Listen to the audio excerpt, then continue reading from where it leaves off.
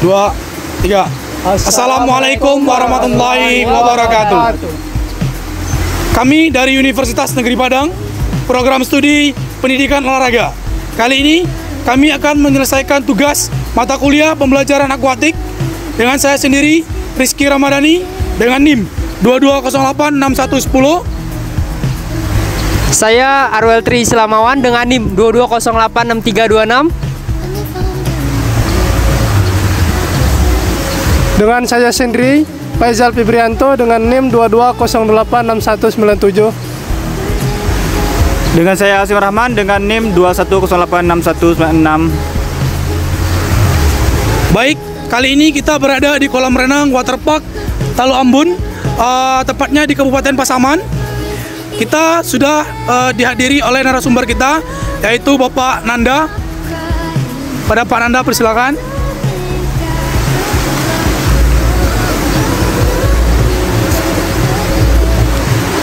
Ya, terima kasih. Ya, apa nih cerita nih Rizky? Oke, sekarang kita berada di Talu Ambon bersama pelatih klub renang. Apa namanya, Pak? Ambon Waterpark Swimming Club. Waterpark. Oke, sebelumnya kita minta perkenalan dulu kepada narasumber kita. Kenalkan, nama saya Primananda. Saya selaku pelatih kepala di Ambon Waterpark Swimming Club. Dan saya instansi saya itu di guru SMA 2 Lubuk Sikaping. Boleh. Nah, itu ya. Pas. Baik, di sini kita akan menanyakan, mewawancarai Bapak Primananda dengan beberapa pertanyaan. Nah, sekarang kita menanyakan terlebih dahulu, gimana sih Pak sejarah Bapak ini, sejarah klub yang Bapak latih? Ya, makasih Ki. Pertama saya kuliah dulu di Medan.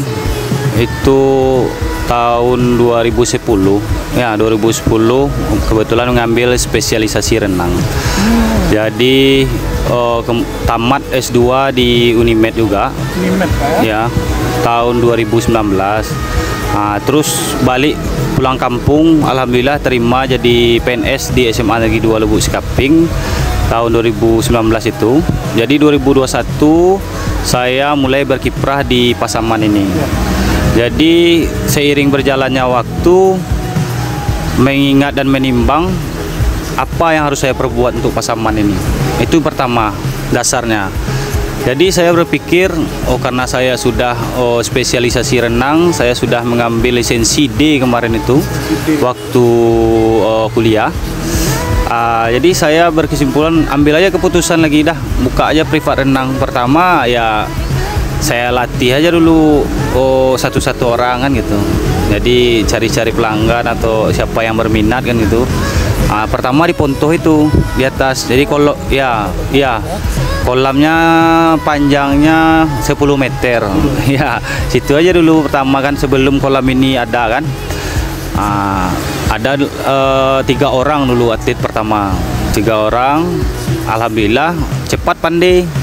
Dan saya gunakan media sosial untuk mempromosikannya kan. Jadi banyak yang melihat masyarakat ini ya tentunya udah mulai tahu apa manfaat renang ini kan.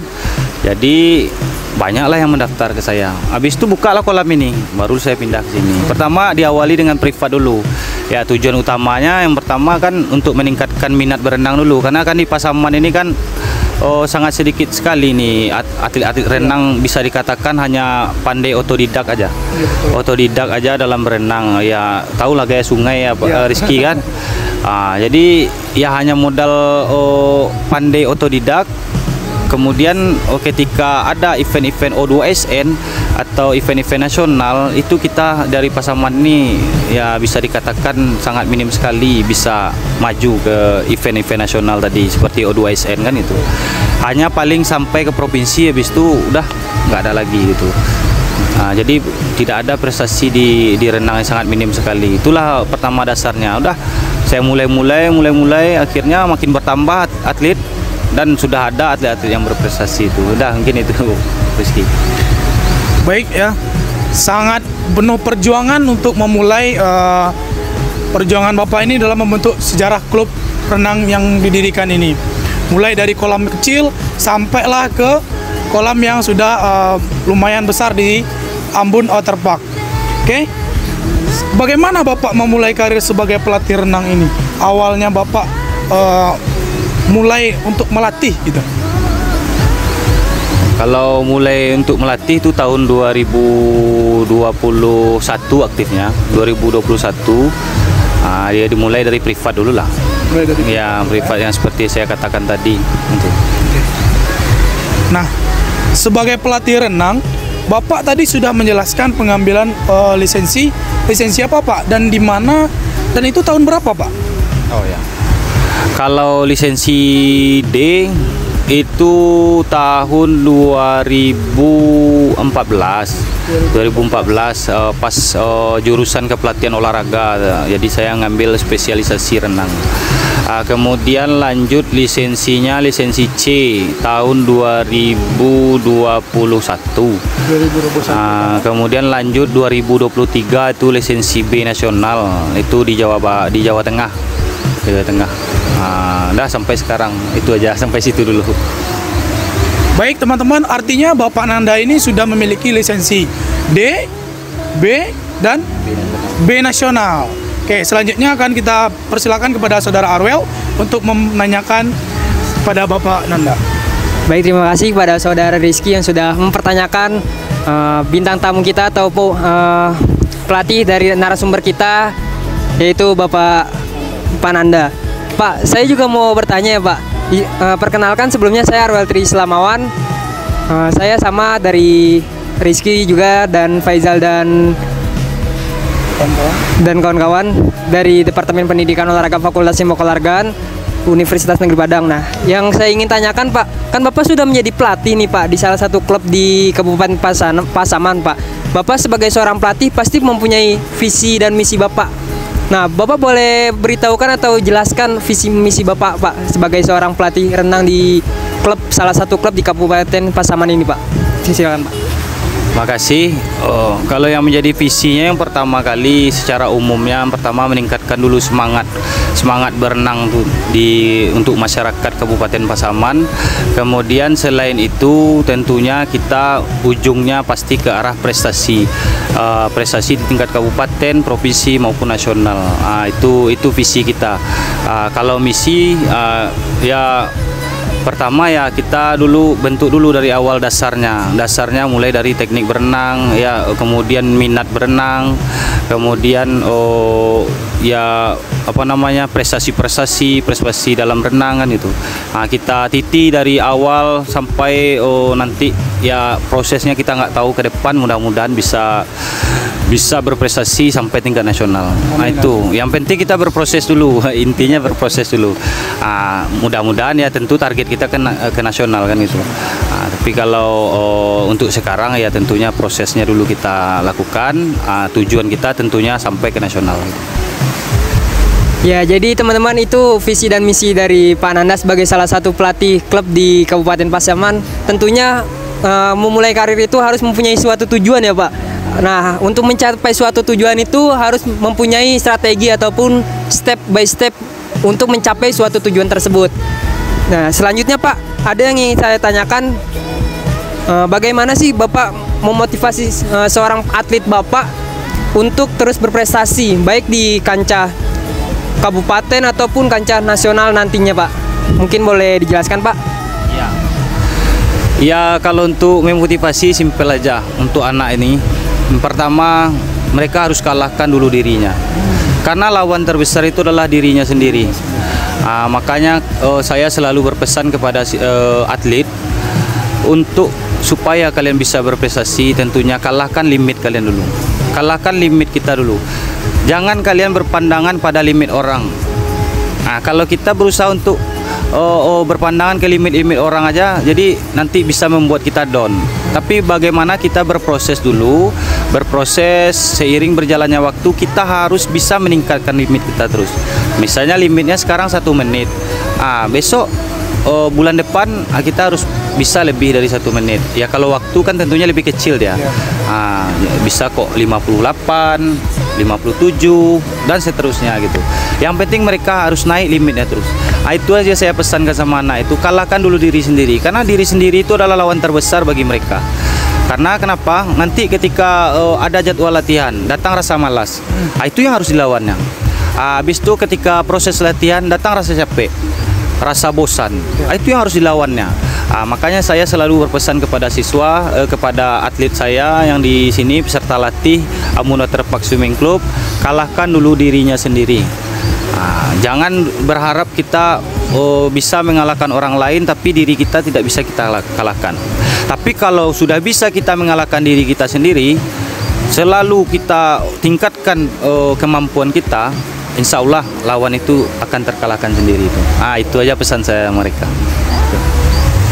Jadi seperti itu teman-teman, motivasi dari Pak Nanda untuk atlet-atletnya yang dilatih oleh Pak Nanda sendiri. Jadi sebelum kita melawan orang lain, kita lawan dulu diri kita sendiri, melawan rasa malas yang ada di diri kita agar kita bisa melawan orang lain. Jadi seperti itu step by stepnya. Mungkin bisa dilanjut oleh teman saya.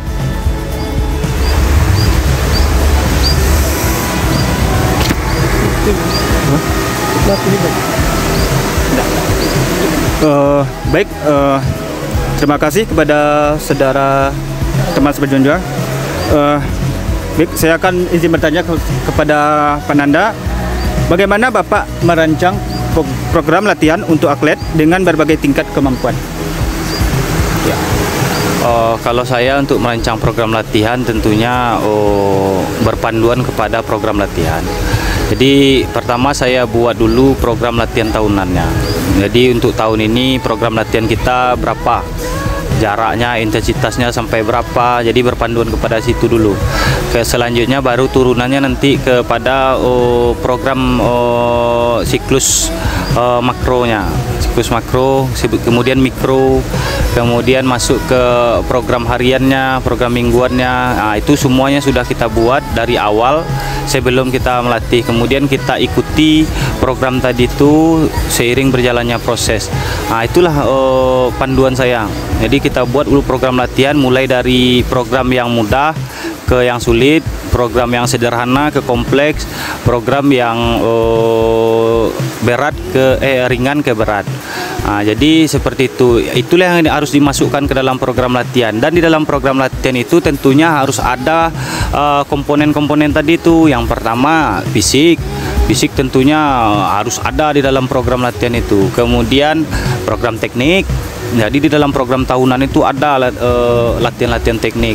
Kemudian latihan taktik, latihan strategi, bagaimana mereka itu bisa cepat, bagaimana mereka itu bisa sampai menuju finish itu dengan waktu yang paling cepat. Bagaimana strateginya itu harus diatur di dalam program latihan. Kemudian mentalnya secara psikologisnya, berarti kita bawa orang tuh tanding-tanding, kayak gitu. Jadi itulah yang harus ada di dalam program latihan. Kemudian di dalam program latihan itu tentunya tidak hanya fisik aja, teknik aja. Dia ada step-stepnya. Pertama ya di bulan Januari sampai bulan Maret, itu tahap persiapan umum. Lanjut nanti bulan selanjutnya sampai 3 bulan ke depan itu tahap persiapan khusus. Baru nanti kita kan biasanya lomba di Sumatera Barat ini kan banyakan di Desember ya, akhir-akhir tahun. Makanya puncak program kita itu di bulan Desember gitu. Itulah cara saya, triknya untuk membuat program latihan. Masya Allah, terima kasih kepada Pak Nanda. Pertanyaan selanjutnya yang saya tanyakan, apa target prestasi yang ingin Bapak capai selaku pelatih, Pak? Ya, seperti visi misi tadi ya, itu tentunya target prestasi yang paling tinggi itu adalah ya nasional maupun internasional gitu. Kita tidak muluk-muluk, semua pelatih pasti menginginkan itu. Atletnya bisa berprestasi, bisa main di tingkat nasional maupun internasional. Tergantung kitanya, pelatihnya bagaimana cara meramu proses tadi itu supaya bisa atlet itu bisa sampai ke sana gitu. Baik, terima kasih. Selanjutnya saya lanjutkan kepada teman rekan saya, Pak Is. Baik, terima kasih. Tadi udah beberapa pertanyaan yang sudah ditanyakan sama teman-teman saya, Pak. Di sini saya sendiri ingin bertanya kepada Bapak. Bagaimana strategi Bapak untuk mencapai target prestasi yang Bapak inginkan tadi seperti internasional sama nasional tadi, Pak? Kalau strategi, kita harus mengikut semua event. Itu untuk pembentukan mentalnya. Ikut dulu semua event, misalnya event-event yang di Medan, event di Padang. Itu biasanya itu ada Minangkabau Open itu di bulan Desember. Itu nanti bulan Desember tuh ada tuh di UNP, itu kolam UNP. Itu Minangkabau, itu panitianya Pak Damsir itu. Kami ikut itu, insya Allah kami ikut, bawa mungkin sekitar 20 atlet nanti ke sana. Ya, itulah pembinaan mental itu dengan cara ya mengikuti event-event gitu kan. Mengikuti event, kemudian strateginya ya seperti tadi, menjalani program latihan yang tadi kan. Mulai dari fisiknya, ya fisik itu kan fundamental itu kan. Fundamental yang paling bawah itu terus ada itu pada semua atlet kan. Kemudian teknik ya, kemudian strateginya bagaimana, kemudian itulah baru mental ya kan. Itu strateginya. Ya, berarti kita harus meningkatkan dulu jam terbangnya seperti itu, Pak. Ya. Pengalaman lombanya. Ya. Selanjutnya ada satu lagi pertanyaan yang saya mau tanyakan kepada Bapak nih, Pak. Kan udah lama klub ini berdiri kan, udah cukup lama tuh. Jadi prestasi terbaik yang pernah Bapak capai sebagai pelatih itu prestasi apa, Pak? Sebagai pelatih atau atletnya yang udah dilatih? Atlet yang sudah dilatih. Atlet yang sudah dilatih ya. Ya, kalau atlet yang sudah dilatih, alhamdulillah waktu kejuaraan Bayangkara Championship di Bukit Tinggi itu anak kita ada satu orang dapat medali perak. Kemudian waktu kejuaraan di Padang Sedempuan itu panitianya South Star Swimming Club, itu kita dapat 4 medali. Itu gaya kupu-kupu medali emas, kemudian gaya bebas medali perak, kemudian ada gaya kupu-kupu perunggu.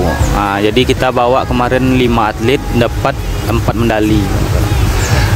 Kemudian di Medan di kolam bahagia itu panitianya Sailfish Swimming Club. Itu kita dapat bawa 6 medali. 6 medali. Iya, 6 medali, 1 medali emas, 2 medali perak, 2 medali perunggu gitu. Yang 1 medali emas itu kayak kupu-kupu. Itu kategori umur 12 sampai 13 tahun. Itulah prestasi yang mungkin terbaik lah. Kalau di Pasaman ini alhamdulillah udah banyak gitu. Cuman kalau untuk dari tingkat melawan di luar Pasaman, Sumbar khususnya, kemudian Sumut, itu masih segitulah prestasinya. Ya mudah-mudahan lah berproses dengan 2,5 tahun nih, hampir mau 3 tahun ini kita. Hampir mau 3 tahun, alhamdulillah sudah, itulah prestasi yang bisa kita capai dulu untuk atlet kita gitu.